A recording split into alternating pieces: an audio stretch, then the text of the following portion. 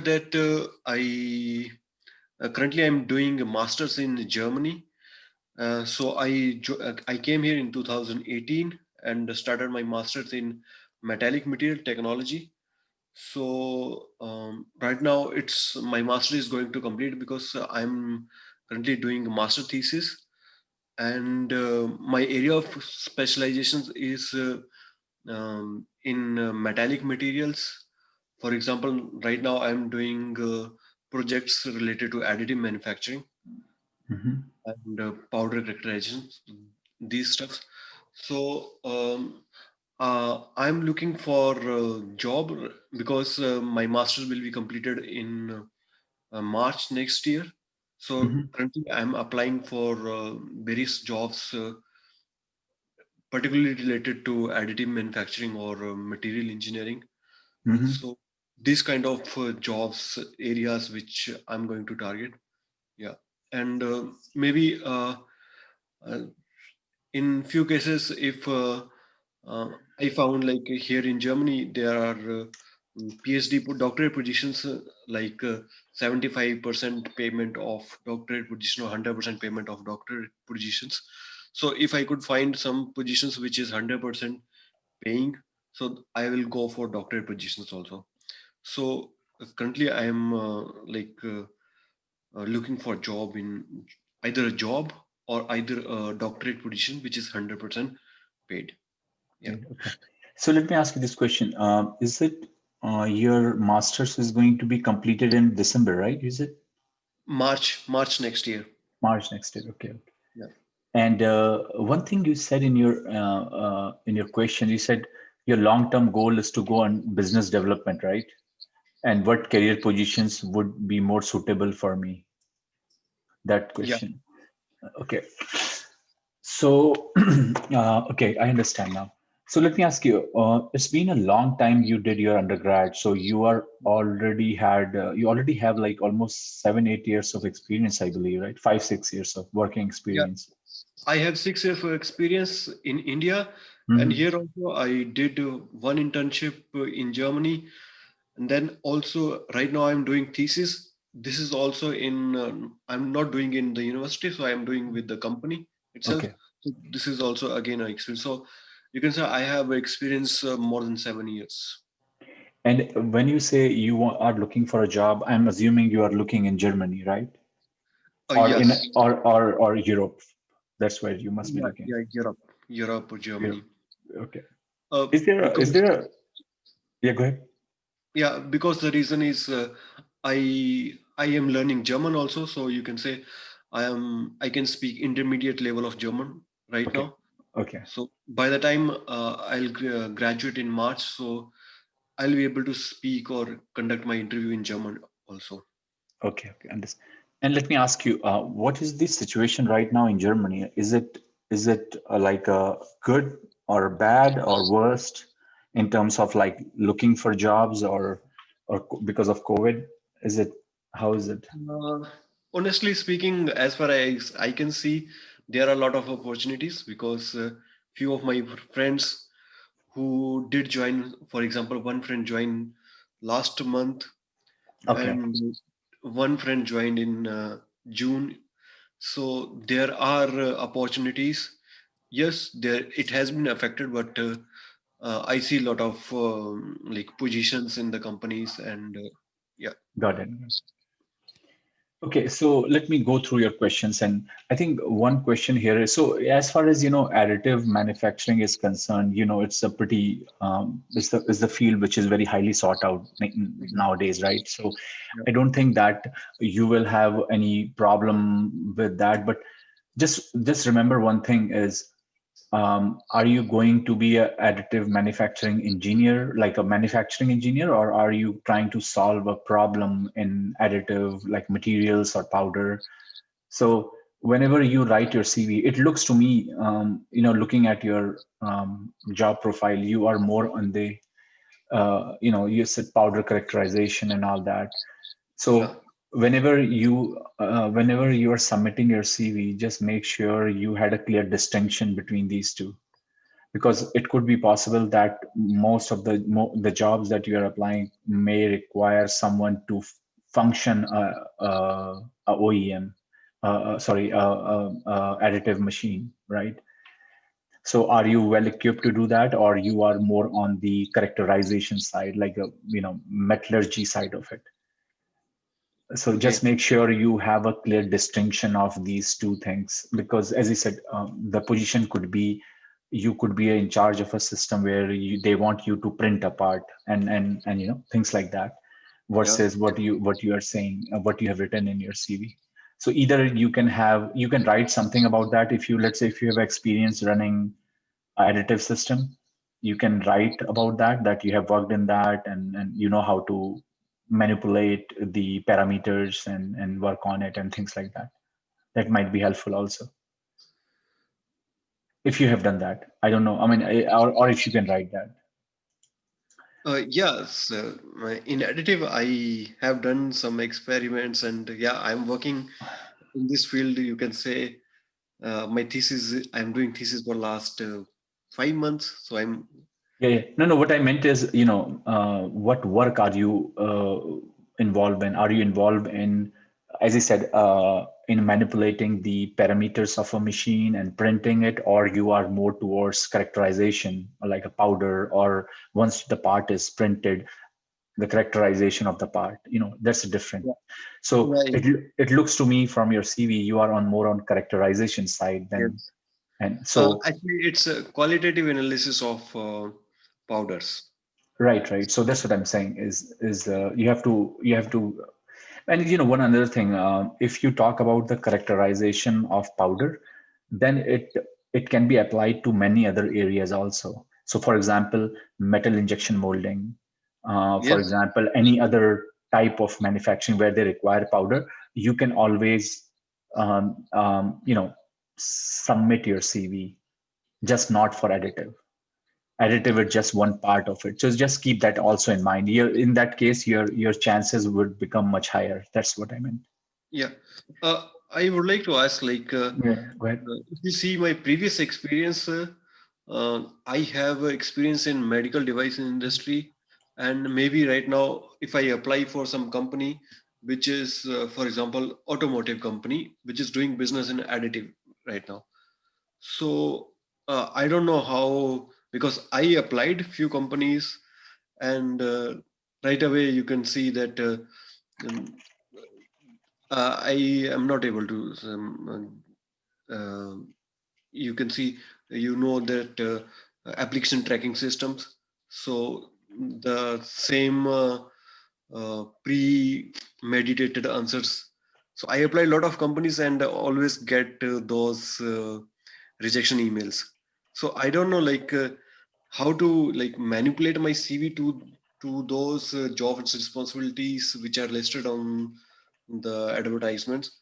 So this is something which I wanted to learn and get adapted in my CV and cover letter. Yeah, yeah.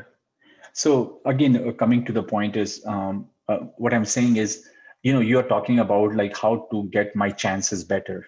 So one Yeah, of the ways you can always think of, whenever you are writing a CV, so that it is more lucrative to not only one industry but other industries also, because if that happens, then your chances of getting a job is higher. The more narrow it is, the chances are that you will be probably looking a job at any one particular sector. So as you said, right, additive.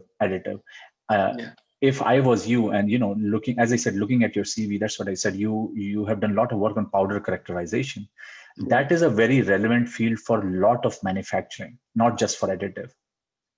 yeah. So that is the reason I say, if that's how you would like to project your CV, then you can have a much more broader CV. Doesn't mean that you delete your current CV. What I'm saying is you can have another CV which is more broader. So Okay. let's say if there's a, see, one of the thing I always talk about whenever I do career counseling is, I don't think, it's my opinion, that a person should have only one CV. You can have 5 6 CVs, multiple. So Oh, it can be very specific to additive manufacturing.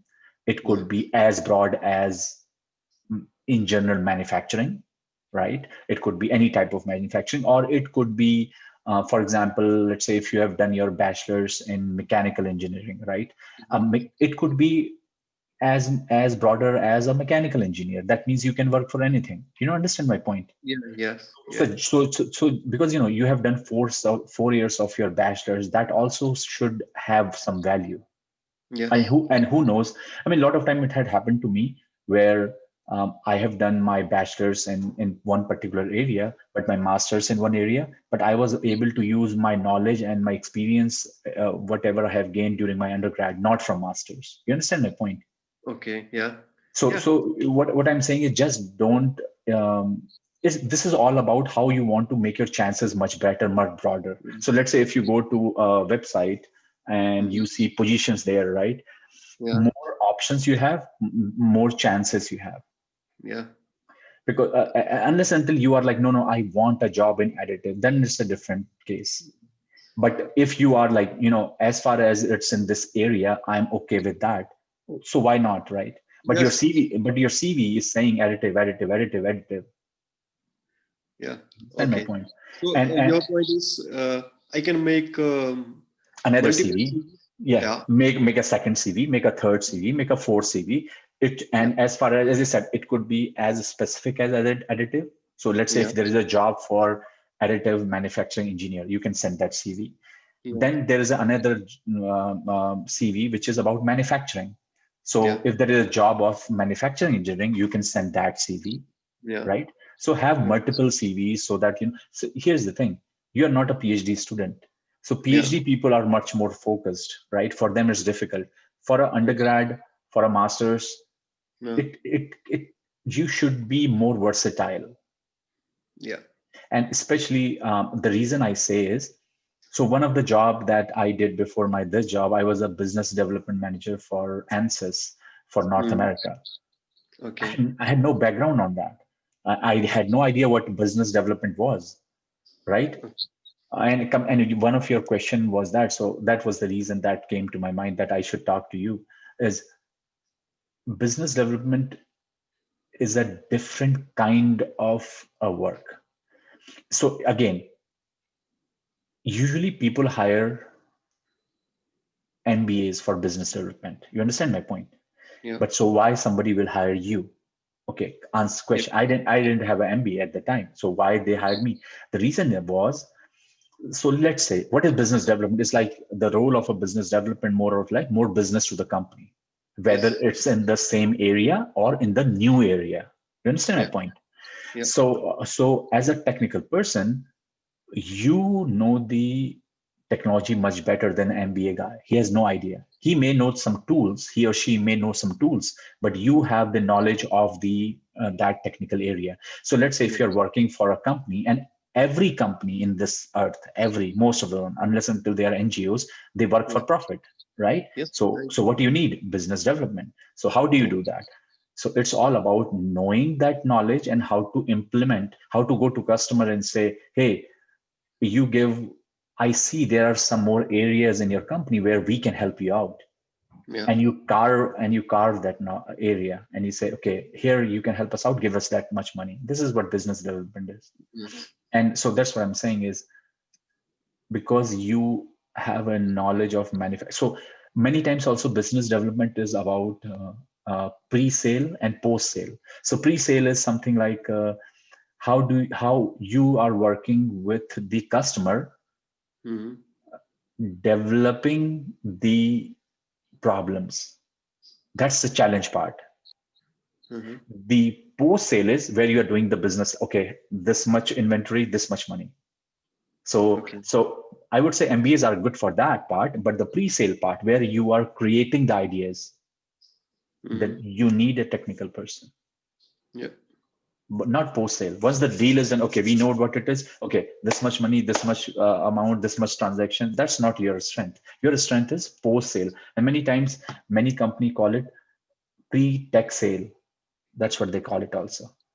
Yep. So if you look at especially companies who manufacture equipments, like companies who make additive machines, for example, or Yeah. the companies who make microscopes, Yeah. SEMs, and all that, you will see a lot of people. Those who work on pre-sale actually are PhDs because they know Yeah. that they know the knowledge. Yeah. Actually, the thing is, while coming abroad, I have this thought in my mind either to do MBA or to do MS. And I met few colleagues who are doing sales and they are PhDs. So and talking to them, that made me to to the same point which you are talking, that the technical guy is can explain the things to other people, to the other CEOs, or yeah, these guys, and they are more able to convince people. In MBA you will have people who could be from some other background, and he will do work for other field. So in if you have a technical knowledge, then it's also possible. Like earlier it used to be that the MBS guys will be going for the sales and the higher management positions. But I have like searched a lot and found out that this trend is nowadays a little bit changing, because technical guys are also going forward in the management positions because they know the technicalities of the product, and they are more able to sell and pitch the ideas. So my goal is to do MS is the same, because I would like to uh, my long term goal is to work in an organization where I can contribute in the business development of the company. Yeah. Yeah. So again, coming to the point, uh, uh, you can also make a CV which looks like a pre-tech sale also. Have a separate CV of that, because you will find a lot of jobs like that. And to be honest with you, I don't think for pre-tech sale role they look for an MBAs. They look for a SMEs. SMEs means subject matter expert. Okay. They don't look for MBAs because MBAs are not helpful. See, this is about communication. So, for example, when I used to work for Rolls-Royce, a lot of time I used to talk to ceramic companies where we are supposed to buy some ceramic parts. I'm giving you an example. Okay. Yeah. Before even we buy the part, lot of discussion was about the technical specification of the part, right? Yeah. This is what I'm talking about, the pre-tech sale. So let's say, for example, I remember talking to Saint Gobain or many companies who are ceramic companies, and we had their discussion with their technical people. And at that time, this is our pre-tech sale, like before sale.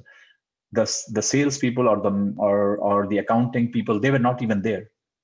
This is all about, okay, can you print a part like this? Hey, it looks like the porosity is not good. Can you improve on it? Can you check the diffusivity of the part and all that?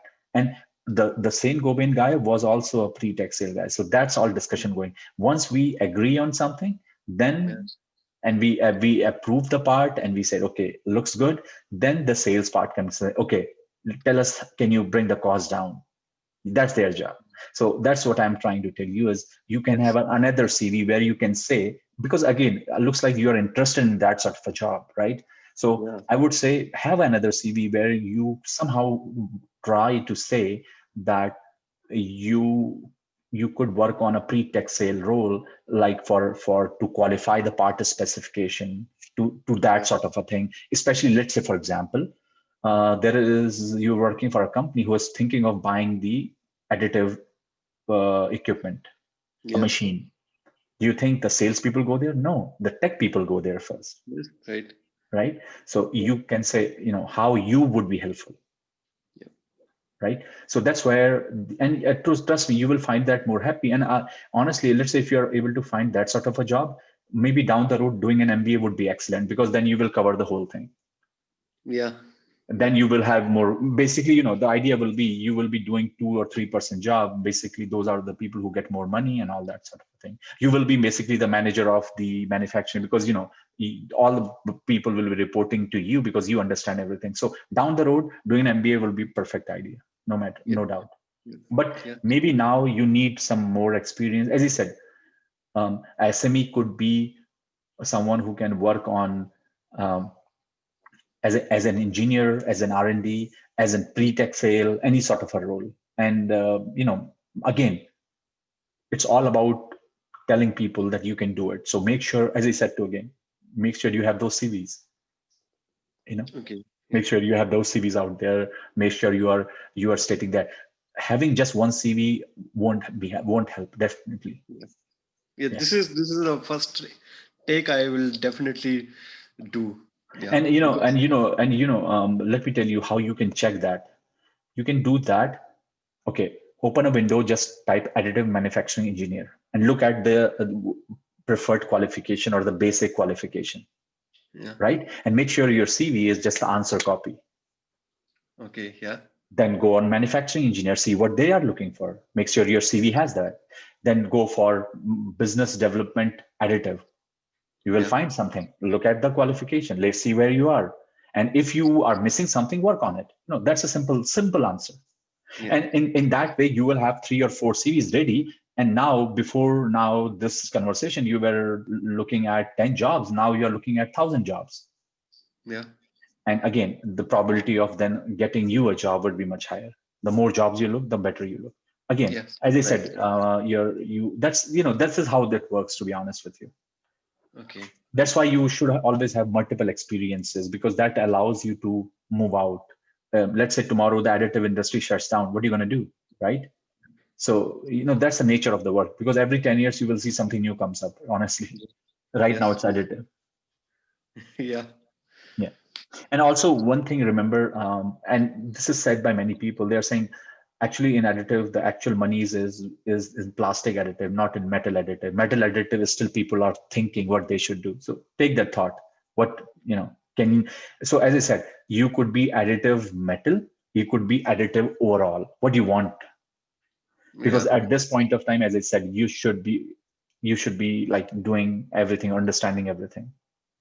Even, Yeah. as I said, not bits and details of it, like as far as you understand the equipment system. So no matter what, it's all about additive. It's not about ceramic, not about metals, not about plastics. It's about additive, right? Yeah. Right. So think in that terms. Yeah. Yeah. And as I said, if that's how you will be able to analyze your problem or think about that, I think, as I said, I'm not giving you a magic wand that this is way to find the answer. It's we are analytical engineer, right? We say, okay, 10 jobs, 1% chance, 1,000 job, 100 chances, something like Yeah. that. Yeah. Okay. Right. So that's what I'm saying. Okay. Yeah. Yeah. And other than that, I think everything looks good to me as far as your CV is concerned, or your or what other questions you have. Just one second. But I like this business development thing. You will learn quite a lot. You will be amazed what they do because I learned quite a lot when I was in that role. I'm like, it changes my perspective. I have a better appreciation with salespeople. Before that, you shut the door on them, right? Get out. You worked with the ANSYS for the business development? Yeah. Yeah. It's So that's what I'm okay. saying. When I started working, or I worked only for 8 months there, but I didn't like it, to be honest with you. I didn't Uh, enjoy it. That was not my cup of tea, but I learned quite a lot. It's a challenge to ask people give me money. It's not easy. yeah.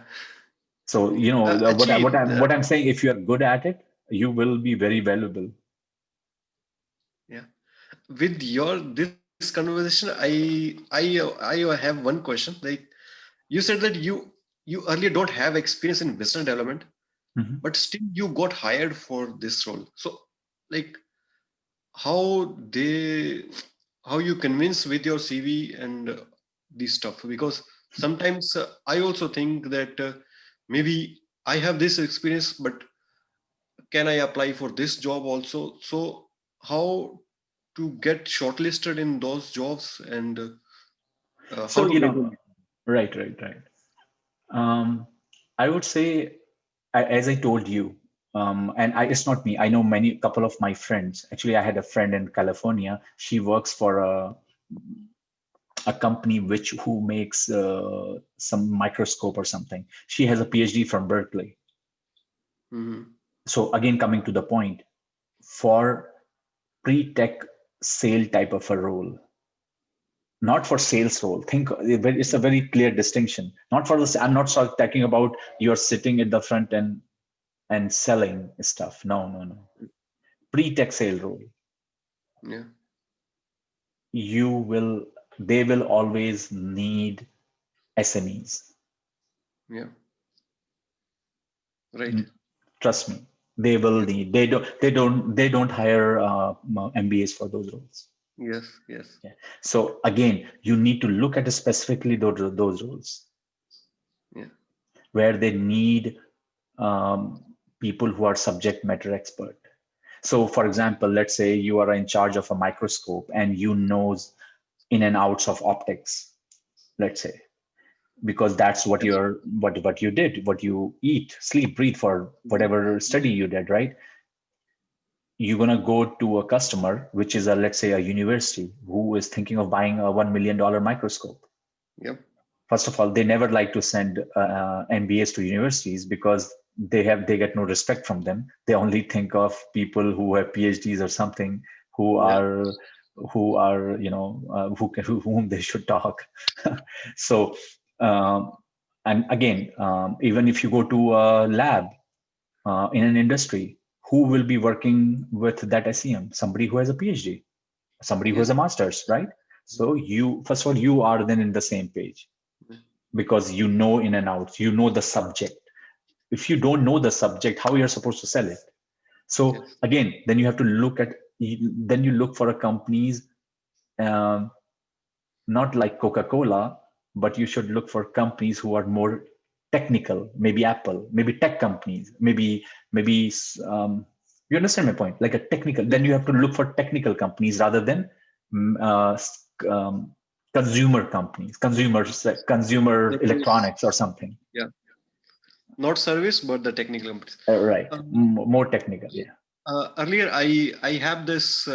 I don't know the exact data, but earlier the guys who do the PhD, they are only for going for the universities and becoming assistant professors. But right now, Not everyone gets the job, right? yeah, yeah. But right now, this trend is also changing because PhDs guys are being hired more in the industries also.